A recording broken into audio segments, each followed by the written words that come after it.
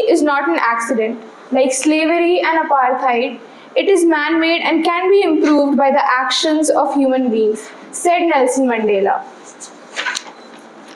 It's now time to showcase the second group of presenters, global citizens. They are social science students and their presentation tackles the pressing issue of poverty. Our second group consists of Arham Ali, Amreen, Muhammad Anas, Atika Ghayas and Ikra Sultana, led by the admired Anam Mam. They will take us on a journey to explore the multifaceted topic of poverty and its implications on the society. Let's hear some applause for their welcome.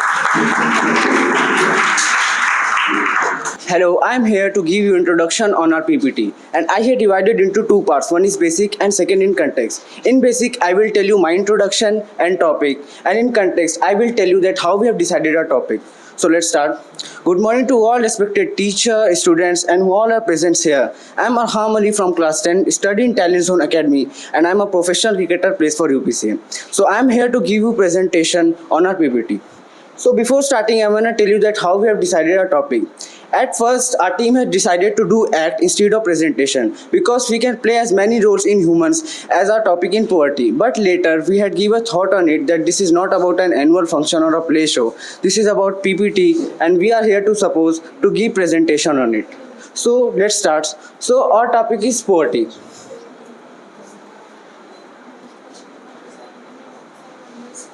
So from my POV, from my point of view, poverty is the best and the most important topic we can take from SST, because ahead of this presentation, we will tell you the measures, causes and solutions which can lead us in future to decrease poverty in our country. So our topic is poverty. So before listening poverty, after listening poverty, one question has came in all of your mind that what is poverty? What do you mean by poverty? Don't worry, I am here to tell you. Definition. Now here you can see the definition of poverty, but I will give you the simplest example. So poverty is a state or situation in which a person don't enough money and they do not have a basic things they need in life. Poverty means when a person does not make enough money from their job or household to get their basic necessities in life. You all can relate. If you don't have enough money, you don't have a proper place to live. You all live in slums area, and if you will live in slums area, you don't have potable water to drink. You don't have extra medical care, infrastructure. You can't live a luxurious life like upper class is living. And different countries have different set of rules for measuring poverty. Now we have a model. We will explain you model based on my explanation. Now I am here to discuss our model, which is based on poverty. Poverty is a condition where people can't afford their basic needs. So as we all can see here, different type of pictures are showing us different type of poverty and labor. So here this picture is showing us child labor, which is a crime. Now here it is showing us that they don't have proper water supply. Due to this, they don't have proper irrigation, and not having proper irrigation, they don't have proper agriculture. Now here, this is showing us that they don't have electricity and blankets. Due to this, in winter, they became ill and sick. Now here, this is showing us that they don't have jobs due to overpopulation. Now here, this is showing us that they don't have proper house. They live in juggies. Now here, this is showing us that how petrol prices are increasing day by day. Due to this, the poor family can't afford it. Now we are going to discuss type of poverty. Now we will discuss types of poverty. Poverty can be expressed as absolute poverty, relative poverty, situational poverty, generational poverty, rural poverty, and urban poverty. So number one, we will talk about absolute poverty. Absolute poverty refers to the condition where the person does not have the minimum amount of income needed to meet the minimum requirement for one or more basic needs of life. This includes things like number one, education. School-age children who does not in past or currently in school, or adult people who never attend school. Number two, access to services, lack of school, health services, etc. Number three, shelter. A kid who live in a place where more than 4 people live together in one room. Now we will talk about relative poverty. Relative poverty occurs when households receive 50% less than the average household income, so they do not have enough money to afford anything. For example, personal transportation such as car or bicycle. Number 3 is situational poverty. situation. It is a type of poverty which is based on occurrence of an adverse event. People can help themselves even with a small assistance as a poverty. As the poverty comes because of unfortunate event, for example, environmental disaster, job loss, and severe health problem. Number 4 is generational poverty.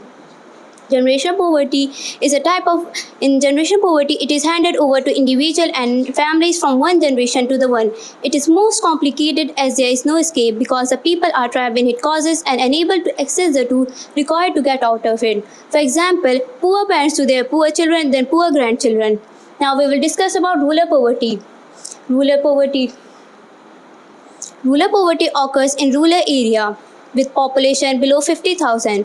It is the area with less job opportunities, less access to service, less support for disability and equality education opportunities. People are tending to live mostly in the farming and another menial work available on their surrounding. For example, family farming and landless agriculture workers. There are many types of rural poverty. Number one is hunger-driven poverty. In hunger-driven poverty, people cannot afford to eat due to economic condition, so they turn to live hunger as a way of surviving. Number 2 is poverty-generated violence. Violent behavior by those who are unable or unwilling to do work. Then they lead to increase the conflict and insecurity in rural areas. Number 3 is hopelessness fueled hopelessness. People who live in poverty are unable or unwilling to leave their house due to safety concern, or maybe they find difficulties in finding affordable house outside of their community. Number 4 is inequality generating inequality. People who are poor in rural areas have less access to education, healthcare, and other important resources. This can lead to increased social tension and conflict. Now we will discuss about urban poverty. Urban poverty occurs in metropolitan area with population over 50,000. There are some major challenges faced by the urban poor. Number 1, limited access to health and education. Number 2, violent and unhealthy environment because of overcrowding. Number 3 is little or no social protection mechanism. Now we will discuss how to measure poverty. How to measure poverty? We will discuss about some points, starting with on the basis of income. Poverty can be measured by comparing an individual's income with minimum poverty line. Number 2, on the basis of fulfillment of basic needs and basic requirements. Government opened many grocery shops all over India for basic necessities in lower prices.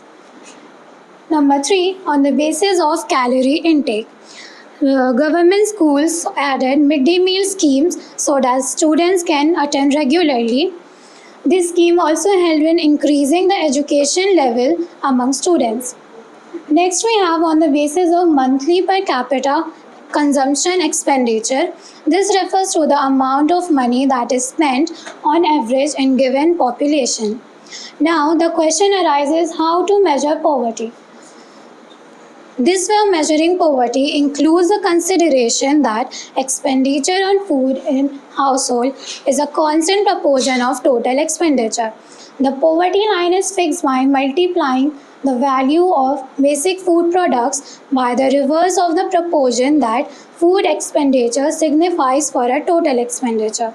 Now we are going to discuss about causes of poverty.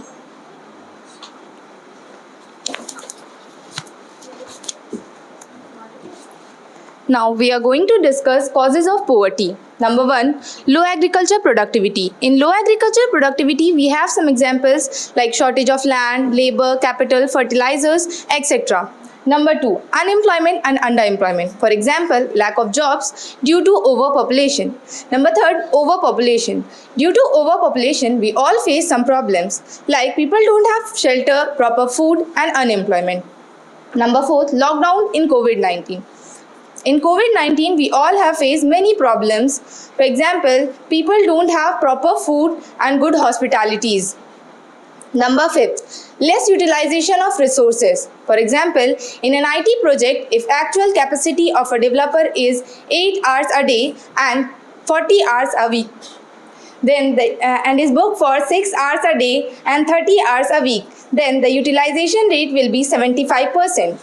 Number 6. A short rate of economic development. For example, education, building new school or library in a community. Number 7.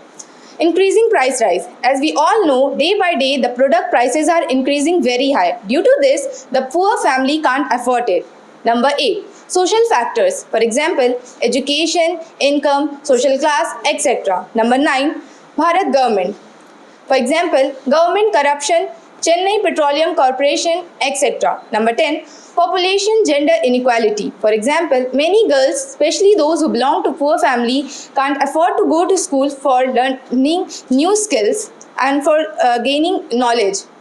Now, we will discuss some points. Solution of poverty. I am here to tell you solution of poverty based on our causes.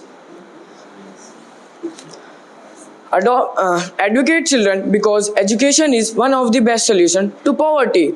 Ensure basic health care, improve childhood nutrition, support environmental program, prevent child marriage. The major points is increasing productivity and job equality of the unorganized sector. Now we will discuss anti-poverty program.